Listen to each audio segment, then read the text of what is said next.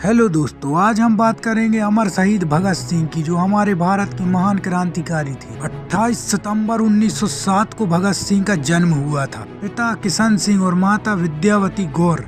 बचपन से ही क्रांतिकारी का सपना लिए भगत सिंह अंग्रेजों को भारत से खदेड़ना चाहते थे। आज हम भगत सिंह से जुड़े 10 ऐसे तथ्य बताने वाले हैं कि उन्होंने अपने समय में क्या क्या किया था एक क्रांतिकारी बनकर। नंबर 10, भगत सिंह जब मात्र 12 साल के थे उस समय जलियांवाला बाग हत्याकांड हुआ था और उस हत्याकांड में हजारों लोगों की मौत हो गई थी। तभी से भगत सिंह ने ठान लिया था कि वे अंग्रेजों को भारत से निकाल फेंकेंगे। नंबर 9, भगत सिंह को पढ़ने लिखने का शौक बहुत था। वे स्कूल टाइम में बहुत बुकें पढ़ा करते थे। क्रांतिकारियों से संबंधित किताबें वे ज्यादा पढ़ा करते थे। नंबर 8, भगत सिंह ने दशहरे के समय वे अंग्रेजों के विरोध में कुछ पर्चे बांट रहे थे।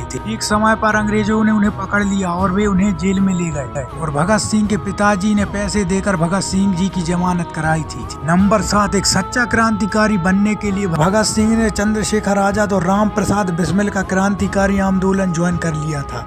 नंबर 6, भगत सिंह की मुलाकात लाला लाजपत राय के साथ भी हुई थी। उन्होंने सलाह दी कि साइमन कमीशन के खिलाफ हम नारेबाजी करेंगे। नारेबाजी करने के लिए भगत सिंह जा चुके थे और वहां पर अंग्रेजों ने लाठीचार्ज किया और लाला लाजपत राय के सिर पर बहुत डंडे बरसाए। ज्यादा गहरी चोट आने की वजह से लाला लाजपत राय जी का अस्पताल में ही देहांत हो गया। नंबर 5, लाला लाजपत राय भगत सिंह के पिताजी के समान थे। भगत सिंह ने बोला कि स्कॉट ने लाठीचार्ज का आदेश दिया था, हम उसे गोली मारेंगे। लाला लाजपत राय जी नरम दल के थे और भगत सिंह गरम दल के थे। उसके बाद भी भगत सिंह उनका बदला लेने चले गए। नंबर 4, पुलिस स्टेशन के बाहर राजगुरु भगत सिंह, सुखदेव, चंद्रशेखर आजाद और जयगोपाल सभी ने अपनी अपनी जगह बना ली और उन्होंने कहा था जयगोपाल के इशारे पर ही हमें गोली चलानी नहीं। लेकिन गलती ये हुई कि स्कॉट की जगह जेपी सॉन्डर्स नाम का एक सिपाही आ रहा था। उसके बाद भगत सिंह ने कहा कि हम इसको ही गोली मारेंगे। सामने से जाके राजगुरु ने एक गोली मार दी और उसके बाद भगत सिंह ने 3-4 गोली एक साथ मार दी। वहीं पर जेपी सॉन्डर्स की मौत हो गई और मौका देखते ही पांचों क्रांतिकारियों ने वहां से भाग लिया। पीछे से एक ब्रिटिश सरकार का हिंदुस्तानी सिपाही दौड़ते हुए आया, जिससे चंद्रशेखर आजाद जी ने कहा तू चला जा वापस, तू हमारे हिंदुस्तान का है, हम तुझे मानना नहीं चाहते। लेकिन उसके बाद भी वो नहीं माना और भगत सिंह ने एक गोली उसे भी मार दिया। कुछ पर्चे लिखकर भगत सिंह और उनके साथियों ने दीवारों पर चिपका दिया, जिस पर लिखा था हमने लाला लाजपत राय की मौत का बदला सॉन्डर्स को मारकर ले लिया है। नंबर 2, भगत सिंह और बटुकेश्वर दत्त ने साल 1929 में अंग्रेजों के एक असेंबली हॉल में बम फेंककर कुछ पर्चे फेंके, जिन पर लिखा था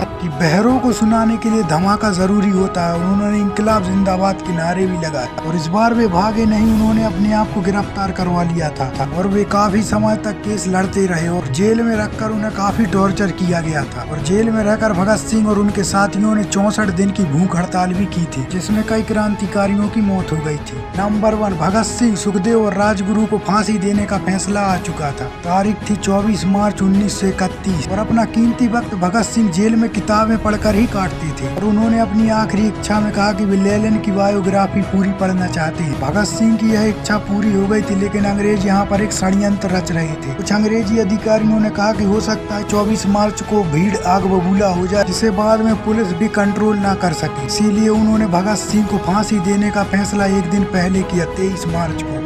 और उस रात भगत सिंह, राजगुरु और सुखदेव को फांसी के लिए तैयार किया जा रहा था। तो भगत सिंह से पूछा गया कि आखिरी इच्छा क्या है, तो उन्होंने कहा हम यार लोग एक बार गले मिलना चाहते हैं। और उन्होंने इंकलाब जिंदाबाद के नारे लगाए जोर जोर से और वो तीनों हंसते हंसते फांसी पर झूल गए थे। और उसके बाद चुपके से अंग्रेजों ने उनकी लाशों को पीछे की दीवार से निकालकर एक नदी की ओर जलाने के लिए ले गए। कुछ लोगों ने उन्हें जाते हुए देख लिया और वहीं पर कुछ अंग्रेजों को जिंदा जला दिया और संपूर्ण विधि के साथ भगत सिंह, सुखदेव और राजगुरु का अच्छी तरह से अंतिम संस्कार किया गया। तो दोस्तों, ये कहानी है महान भारतीय क्रांतिकारी भगत सिंह की। इन्होंने भारत देश के लिए अपने आप को न्यौछावर कर दिया था और वे एक आजाद भारत की इच्छा चाहते थे और वो सपना उनका पूरा हो गया था। तो भगत सिंह जैसे क्रांतिकारी की कुर्बानी बर्बाद नहीं गई थी। तो दोस्तों, वीडियो पसंद आया हो तो वीडियो को लाइक कीजिए और शेयर कीजिए।